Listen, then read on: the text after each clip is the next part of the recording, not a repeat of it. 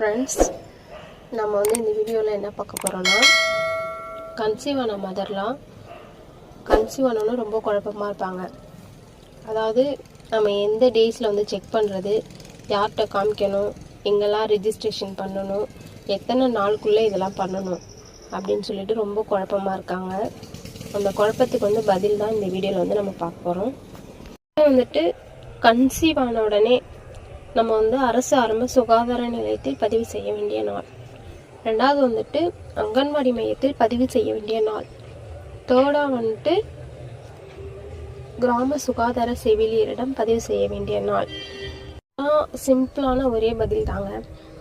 அதாவது நம்ம மாதவிடாய் முடிந்த 45 நாட்களில் இருந்து 75 நாட்களுக்குள் நம்ம இந்த 3 ரெஜிஸ்ட்ரேஷனுமே கம்பல்சரி பண்ணணும். இதை பண்ணால் மட்டும்தான் டாக்டர் முத்துலட்சுமி ரெட்டியினுடைய நிதி உதவி நம்மளுக்கு கிடைக்கும்.